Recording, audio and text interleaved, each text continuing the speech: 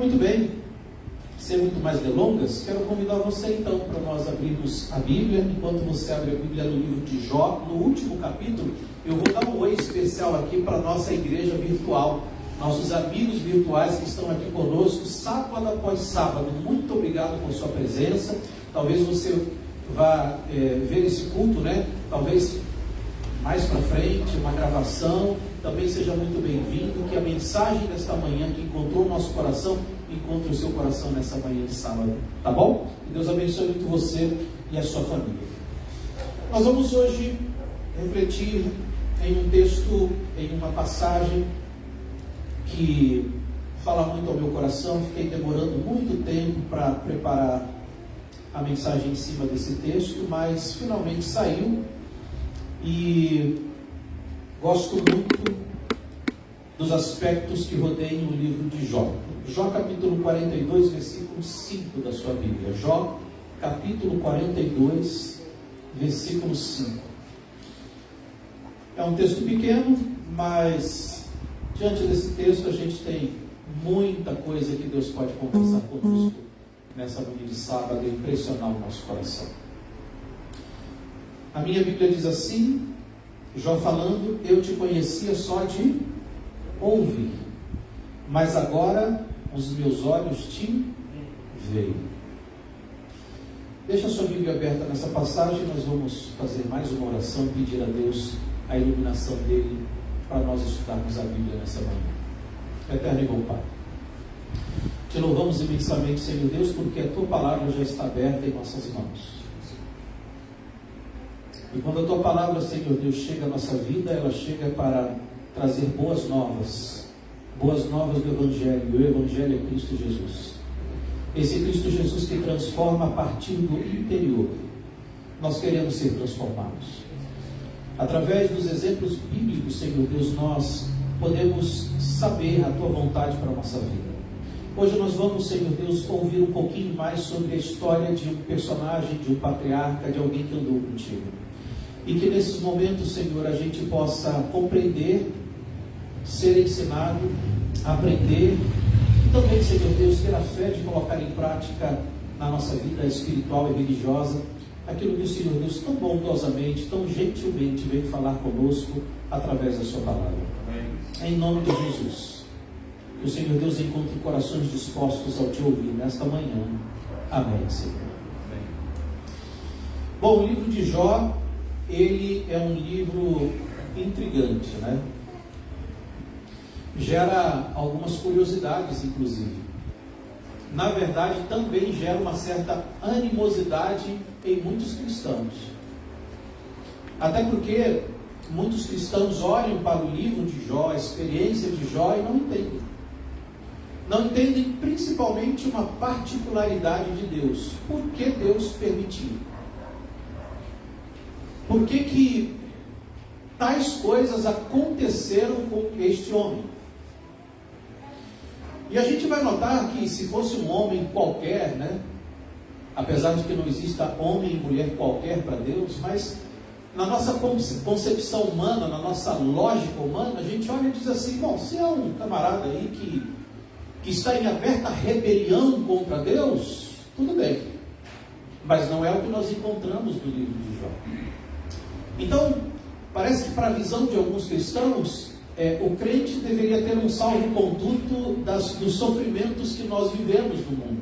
E não é bem assim. Jesus mesmo diz: neste mundo tereis aflições, mas tem de bom ânimo, porque eu venci, vocês podem vencer também.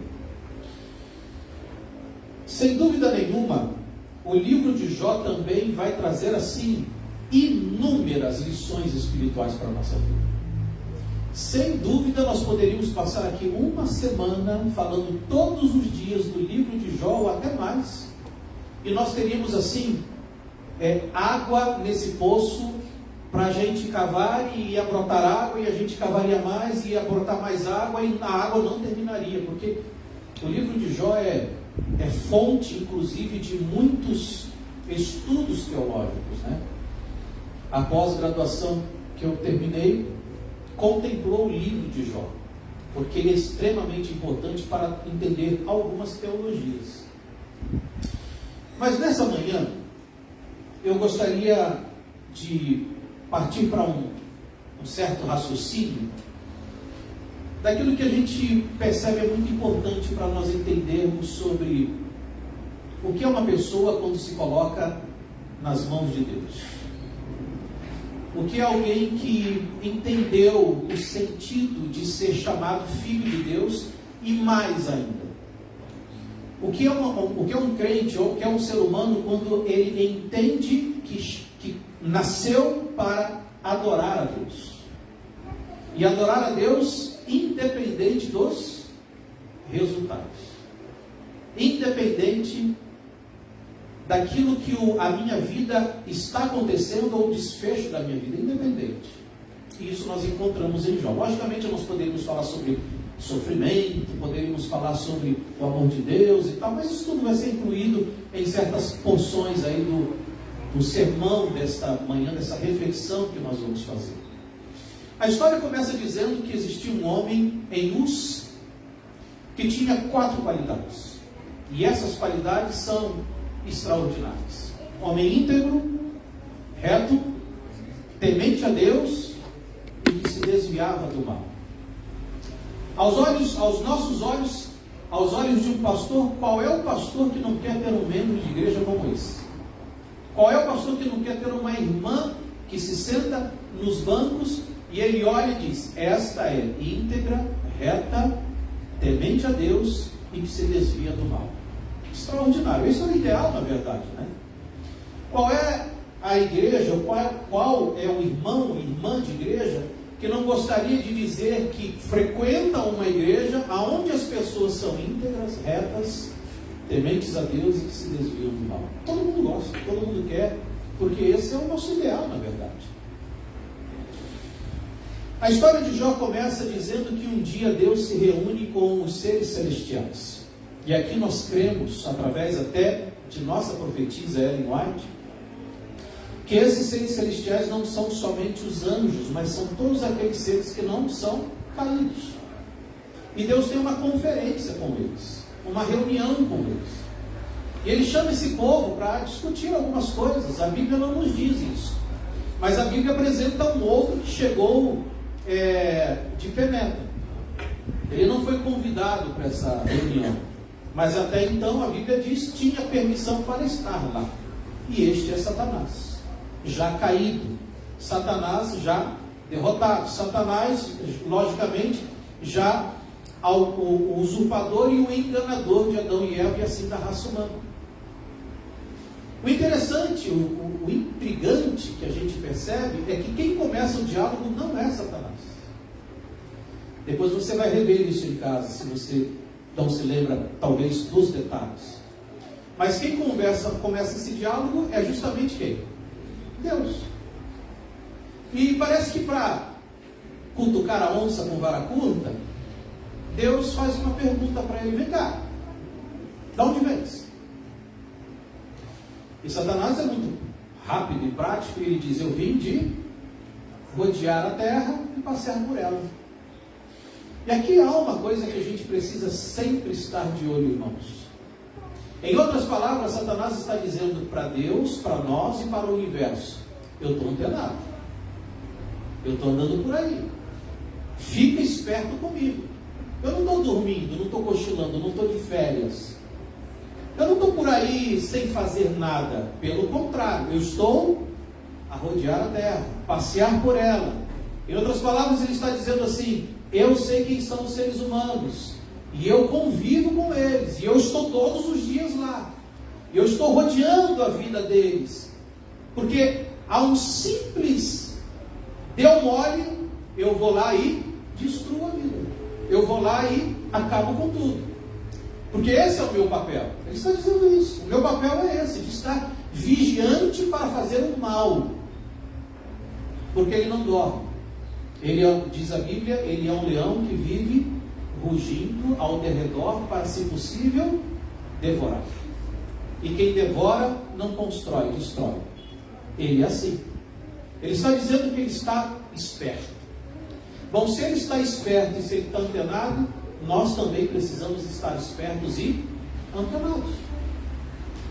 Não ache que a sua vida é uma vida que passa despercebido. Pode passar despercebido pelos teus amigos, pode passar despercebido pelo teu chefe, pode passar despercebido pelo seu pastor, mas não passa despercebido por duas pessoas, ou dois seres. Primeiro é Deus. Não passa despercebido por Deus. A tua vida não passa. Segunda, não passa despercebido pelo inimigo de Deus, que é Satanás. Tenha certeza disso. O interessante é que quando Deus faz essa pergunta, ele engata uma segunda e já faz uma segunda pergunta para Satanás. E ele pergunta para ele: conhece meu servo Jó? Homem íntegro, reto, temente a Deus, que se desvia do mal? E Satanás poderia olhar para Deus e dizer assim: olha, dessa eu não me lembro, não me recordo não. Olha que eu passei pela terra, olha que eu pesquiso as pessoas, olha que eu estou por aí. Mas desse aí, de repente, eu não estou me recordando muito bem. Mas essa não é a resposta de Satanás. Satanás, ele olha e diz assim: conheço. Conheço. Sei quem é. Sei o seu endereço. Sei o nome dos seus filhos, o nome da sua esposa. Sei a região que ele mora. Sei tudo da vida dele. Deus diz. E Deus mostra ou apresenta o currículo de Jó. Um currículo invejável. 4 das principais características. E quando Deus acaba de mostrar o currículo de Jó, as características de Jó, eu imagino que Deus até um pouco, na linguagem humana, estufa o peito para falar de Jó, dizendo assim: eu tenho um grande representante na terra, nem tudo está perdido, há uma luz no fim do túnel. Quando Deus mostra isso, Satanás também tem uma resposta. E você conhece a história, o inimigo de Deus chega e diz assim: mas puderam. Ele é íntegro, reto, temente a Deus, que desvia do mal. Deus olha para Satanás e diz assim: ele é íntegro. E o que é ser íntegro? É quando você fecha a porta do teu quarto, ninguém te vê, ali você tem que ser íntegro. Quando ninguém mais te vê. Isso é integridade. Deus olha para Satanás e diz: ele é reto. E o que é retidão? É você demonstrar aquilo que você é em público. As pessoas vão saber quem é você. Muito inocentemente nós achamos que as pessoas não estão nos observando, mas tem muita gente te observando. Meus filhos me observam dentro de casa, minha esposa me observa dentro do meu lar, minha igreja me observa quando eu chego na igreja, ou alguém na rua, meus vizinhos sabem quem sou eu, pelas atitudes que eu tenho, pelas conversas, por aquilo que eu demonstro ser. Isso é ser reto. E Deus nos chama para ser retos. Temente a Deus é o princípio da sabedoria. Deus está dizendo: Jó é temente a mim. Ou seja, ele abraçou o princípio da sabedoria, que o princípio da sabedoria, já diz Provérbios, é o temor do Senhor. Se eu não me engano, capítulo 8. É o temor do Senhor. E ele se desvia do mal. Se desviar do mal, ele está dizendo, é um homem e uma mulher que andam em santidade todos os dias. Porque temer o mal e se desviar do mal é uma escolha constante, sim ou não? Hoje nós vimos aí, é uma escolha, é uma decisão. Eu escolho me desviar do mal ou não. Muitas vezes eu ouço por aí dizendo: mas nem tudo é culpa do inimigo, de Satanás, Eu concordo em termos, porque eu acho que se ele foi o originador de todo o pecado, sim, ele é o culpado de tudo mesmo. Mas ele coloca lá. E nós temos o poder e o livre-arbítrio, racionalmente, de decidir se vamos abraçar ou não o mal. Então a Bíblia vai nos dizer que Deus apresenta um homem chamado Jó, que a escolha dele todos os dias era fazer o quê? Se desviar. Bom, se tem um caminho que você sabe que você vai passar e lá está cheio de cobras, você vai por ela? Você vai escolher um outro caminho que seja, se você, contextualizando para as nossas grandes cidades, se você sabe que passar a 1 da manhã naquela avenida, naquela rua, naquele logradouro é perigoso, porque ali muitas pessoas são assaltadas todos os dias. Você vai dizer assim: não, eu estou indo lá fazer um tour. Você vai fazer isso porque você se desvia do mal. Então Deus apresenta esse currículo de Jó, e eu quase que ouço Satanás dando uma gargalhadinha dizendo: mas também puderam. O homem é o mais rico do Oriente. A Bíblia fala no capítulo 1, né? Ele não era só rico, a Bíblia diz, ele era o mais rico. E há uma diferença muito grande. Ser rico é bom, mas mais rico do que todos, extraordinário. Isso significa que ele era conhecido na região, sem dúvida nenhuma. Mas você enche ele de bens, você enche ele de bênçãos, como é que ele não vai ser um fã teu? Como é que ele não vai te adorar? Até eu, me devolva a minha posição aí no céu, até eu vou te adorar. O que Satanás está dizendo para Deus e para nós, resumidamente? Quais são as palavras dele? Ele está dizendo assim: Jó não te adora pelo que você é, ele te adora pelo que você dá para ele. Jó não te adora pelo teu caráter, ele te adora pelas bênçãos. E Satanás levanta uma primeira tese aqui. A primeira tese que ele levanta, que é o raciocínio, aquilo que a gente vai mostrar hoje na Bíblia, das lições espirituais, é que a primeira tese de Satanás é dizer assim, que as pessoas, a humanidade, os seres humanos, não há um que ame a Deus mais do que o dinheiro. É o que ele está dizendo. Tira dele para você ver se ele não vai te blasfemar contra ti, se ele não vai levantar os punhos aos céus cerrados. E Deus olha para Satanás e aceita o desafio. E ele diz assim: eu permito que você chegue na vida dele, só não toque na vida. Isso me dá uma grandiosidade daquilo que já é grande, que é Deus. Porque Satanás, ele não passa do limite imposto por Deus. Ele não faz nada além daquilo que Deus permite que ele faça. Como dizia Martinho Lutero, inclusive, Satanás é um cachorro na coleira de Deus. Deus limita o poder dele. Amém. Deus é muito maior do que ele. Amém. Deus é aquele que pode dizer a força das trevas, das potestades, dos demônios, que eles não são nada, absolutamente nada. E quem governa, e quem permite todas as coisas, de tudo na nossa vida, é Deus, porque Ele é o Deus de tudo. Amém. Ele é o que controla todas as coisas. Tem muita gente que diz: eu tenho medo de ir para a igreja porque eu tenho medo do que o inimigo faz na minha vida, ou pode fazer na minha vida. E essas pessoas que pensam assim estão subestimando o poder de Deus, porque é Deus quem é grandioso. Deus limita as ações e as atitudes do inimigo na sua vida. Portanto, aqueles que estão ao lado de Deus, se Deus é por nós, quem será contra você?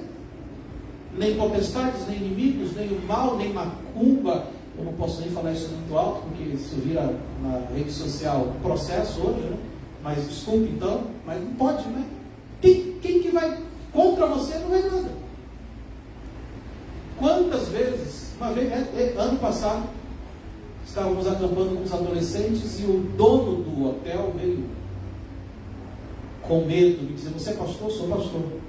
Puxa vida, fizeram mal para mim ali na porta e eu tenho medo de retirar. Nenhum funcionário meu quer tirar aquilo de lá. E a gente está morrendo de medo. O senhor podia fazer isso para mim? Não, me arruma aí um saco plástico, uma vassoura. Foi até com meus filhos, né? Tira um patinho, tira ali. Por que temer?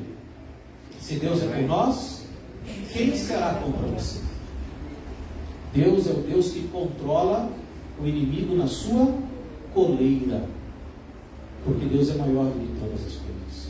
Deus diz para Satanás: vá e toque.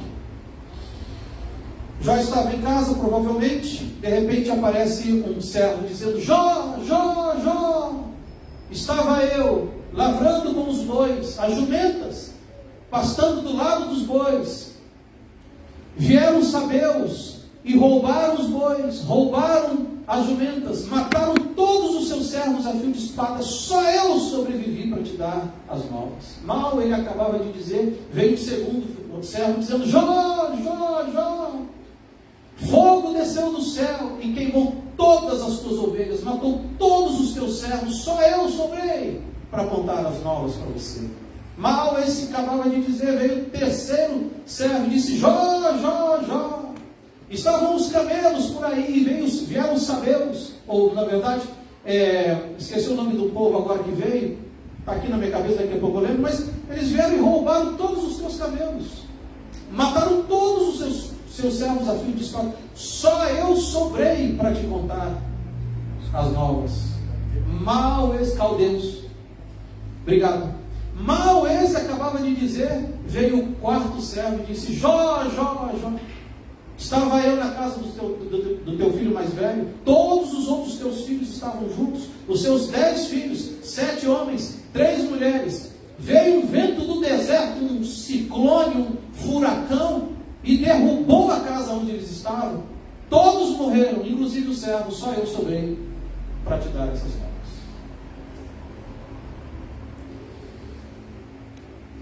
Essas notícias não vieram ao longo de uma semana. Essa notícia não veio no decorrer de um mês. A notícia não chegou no degringolar de um ano. Elas chegaram quando? No único dia, no mesmo dia. Jó entrou em um único dia do homem mais rico do Oriente a um colapso financeiro, aonde dizimou tudo que ele possuía, tudo que ele tinha. Ele estava pobre, da noite para o dia.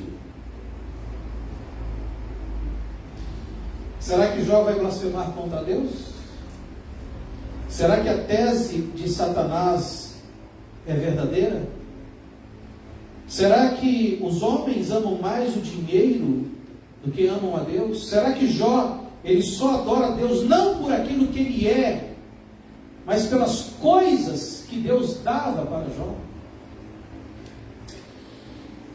Jó capítulo 1, versículo 21, quando todas essas coisas aconteceram, 20 e 21, a Bíblia vai dizer que Jó raspa a cabeça, ele rasga suas vestes, coloca cinza sobre suas cabeças e declara o seguinte: nu saí do ventre da minha mãe, e nu voltarei. O Senhor deu e o Senhor tomou, bendito seja o nome do Senhor. E a Bíblia acrescenta dizendo: em tudo isso Jó não pecou, nem atribuía a Deus falta alguma.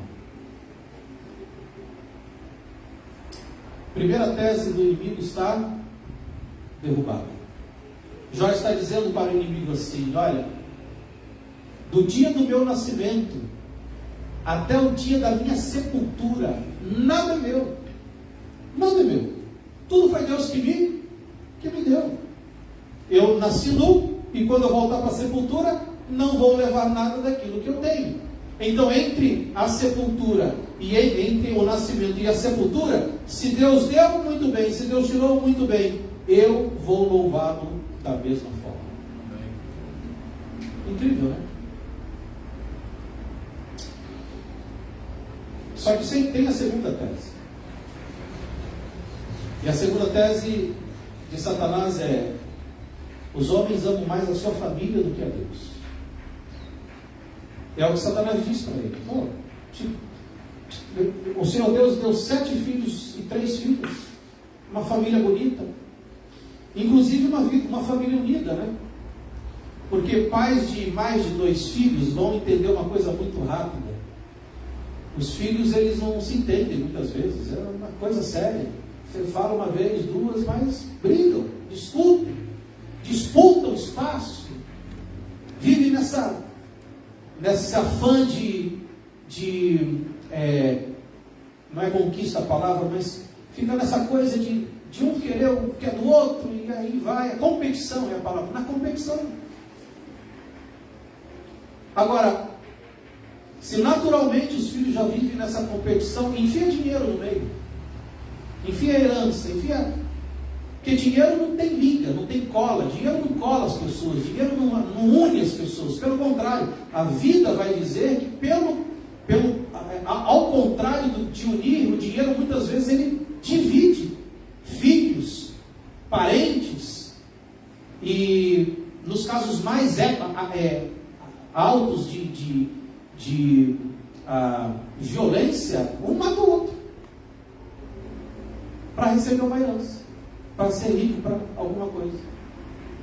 O interessante é que Jó era um homem que a Bíblia diz tinha os filhos que eram unidos. Você percebe isso quando a Bíblia diz que todos estavam festejando unidos dentro da casa do irmão mais velho. Gostavam de conviver uns com os outros. Jó era um pai que orava pelos filhos, que entregava a vida dos filhos nas mãos de Deus. Tanto é que a Bíblia vai também dizer, capítulo 1 todo, ele vai dizer que Jó levantava, depois dessas festividades dos filhos, levantava sacrifícios, um para cada filho, pedindo perdão a Deus, que vamos dizer, que eu não sei, mas vai que os meus filhos pecaram contra Deus, então eu vou levantar esses altares para que o Senhor Deus os perdoe e santifique a minha casa, santifique o meu lar. Então Jó era um pai que orava com seus filhos. Jó era um pai que possivelmente conversava muito com seus filhos sobre ficarem unidos, independente de bens financeiros, vamos nos unir. E eles, pelo jeito, ouviram Jó, porque conviviam juntos, andavam unidos juntos, era uma família unida. Mas a Bíblia diz que um dia todos eles morreram em um único dia apenas. Fica pensando comigo, ou imaginando, como um pai volta para casa depois de um funeral desse. Consegue imaginar? Como é que ele continua administrando a vida? Como ele continua a viver? Eu, infelizmente, na minha função, já tive que fazer funerais de pais que enterram seus filhos. E até hoje, ao encontrar com esses pais, vocês acham que eles se recuperaram até hoje? Nunca mais. É uma cicatriz que fica aberta para sempre. Uma vez me disse assim: pastor, não está certo meu filho furar a fila, porque eu estava lá na frente da fila. O natural era que ele me enterrasse, não eu enterrasse ele.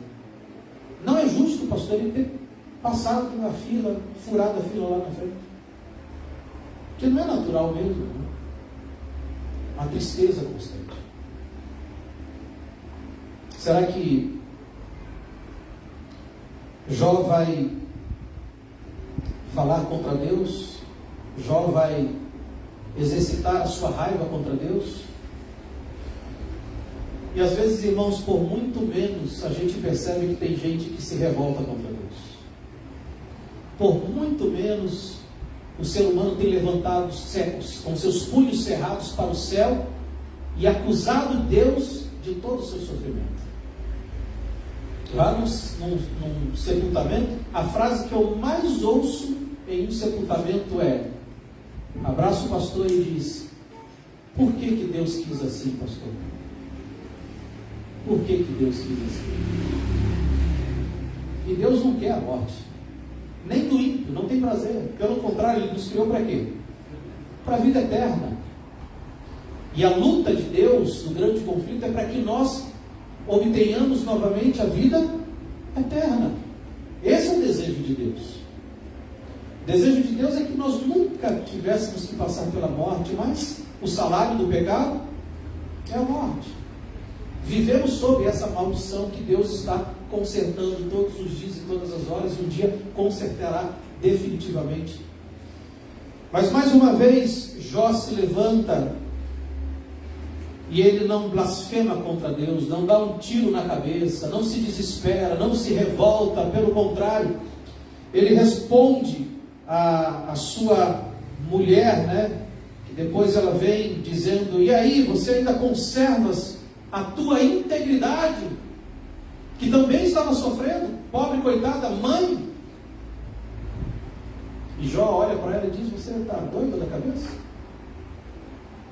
Por que nós de bom grado recebemos o bem que Deus nos dá, não vamos receber de bom grado a maldição que Deus também nos dá? São as palavras de Jó, a consciência de Jó. E mais uma vez ele está dizendo para o inimigo de Deus: a tua segunda tese cai por terra, porque há alguém que ama mais a Deus do que a sua própria família. Coisa incrível. Ele não te ama pelas coisas que você dá para ele. Ele te ama por causa do teu caráter, Deus. Aí a história da Bíblia diz que, mais uma vez, há uma reunião no céu, Satanás aparece de novo e Deus dá uma cutucada mais uma vez. E a segunda vez Deus pergunta: e aí? O que aconteceu? O meu servo Jó continua íntegro, reto, temente a mim e se desviando do mal? E Satanás mais uma vez levanta a outra tese e diz: mas claro, pele por pele,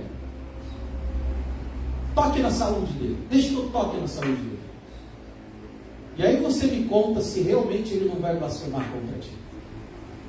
E Deus mais uma vez, sem Jó saber, nomeia Jó como seu advogado, aquele que vai defender a dignidade de Deus, que vai defender se Deus é justo ou não, se vai defender a reputação do céu.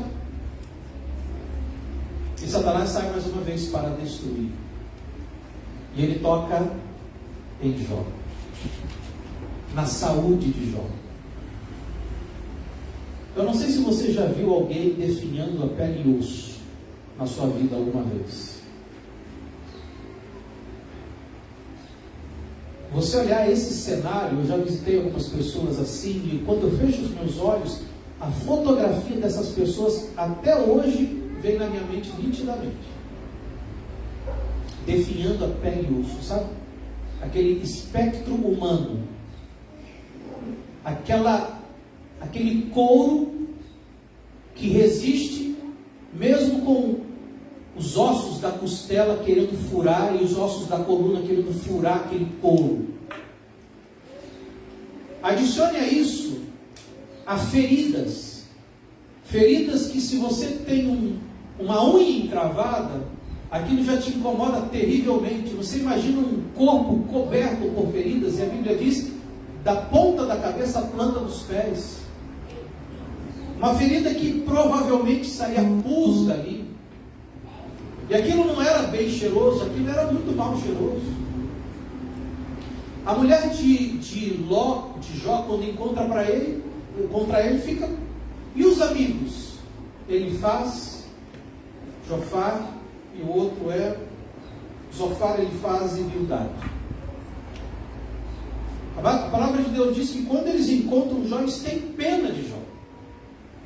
E eles ficam ao lado de Jó, rasgam suas vestes também, raspam a cabeça, colocam cinzas na cabeça e se sentam 5 dias em silêncio ao lado de Jó, em respeito à dor dele. Eles não tinham coragem de sequer falar nada para Jó. E mesmo assim, Jó, ele não levanta a palavra contra Deus. Mas os seus amigos começam a se levantar, e depois de uma semana eles começam a acusar Jó. 7 dias com Jó. E eles começam a acusar a Jó. Acusar de que ele tinha ficado rico porque ele tinha roubado das viúvas. Que ele era um homem que eles não só roubavam, mas ele tinha se engrandecido pelas coisas erradas que ele fazia. E a palavra de Deus vem dizer que isso magoou muito a Jó, e ele começa a fazer aquilo que talvez a maioria de nós faríamos numa situação dessa. Ele pergunta a Deus por quê. E na Bíblia nós encontramos 16 vezes Jó dizendo assim: por quê? Por quê? E por quê? Nós encontramos 30 vezes no livro de Jó, ele dizendo para Deus que a vida dele não deveria ter existido. E ele começa a reclamar contra Deus, no sentido de que, por quê? Se eu tenho que passar por toda essa situação, por que o Senhor Deus deixou que os meus olhos vissem a claridade da vida? Por que os seios da minha mãe não secaram de leite para que eu morresse de fome quando ainda era bebê? E ele vai dizendo para Deus, ele vai reclamando para Deus 16 vezes, porque 30 vezes reclamando por que da sua vida, porque ele ainda estava vivo e porque Deus definitivamente não o matava logo. E eu gosto de entender essa parte, porque nós somos seres humanos, nós não somos super homens e mulheres que não passam por a gente não passa por privações. E sabe, Deus gosta de ouvir os nossos porquês. Deus, ele dá atenção total para aqueles que clamam a Ele. Ele não tem ouvidos surdos que não possa ouvir, nem mãos que estejam recolhidas. Pelo contrário, Deus tributa toda a sua atenção a cada um de nós, e o melhor, individualmente. Quando você ora, Ele ouve. Quando você clama, Ele está atento te ouvindo. Assim é Deus. Mas naquele momento, bem naquele momento, em que Jó clama por Deus, a palavra de Deus vai dizer que Deus faz um silêncio absoluto. Ele não responde nada para Jó. Ele fica em silêncio. E a gente vai entender o porquê que Deus fica em silêncio. Porque Deus estava esperando uma reação de Jó também, de novo.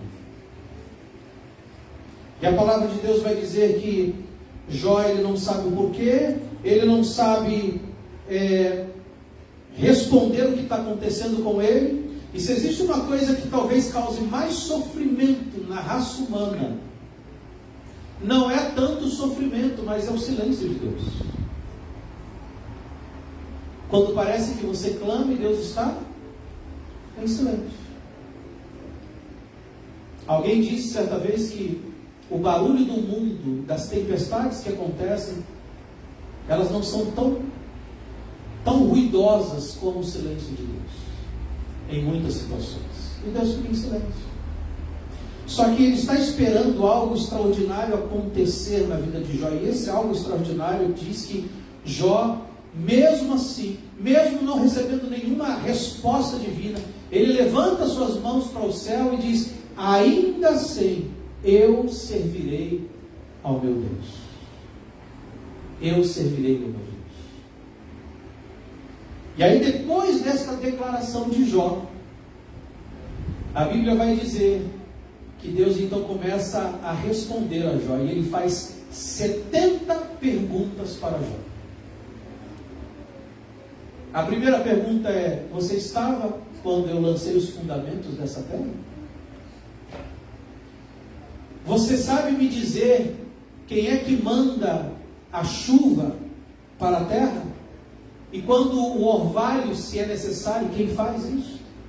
E Deus começa a interpelar Jó e a colocar Jó através de perguntas, porque culturalmente o povo respondia as perguntas através de outras perguntas, e não de respostas diretas, mas de perguntas de reflexão. E Deus faz 70 perguntas para Jó, mostrando a sua grandiosidade, mostrando a sua como ele era infinito, mostrando quem era Deus na sua vida.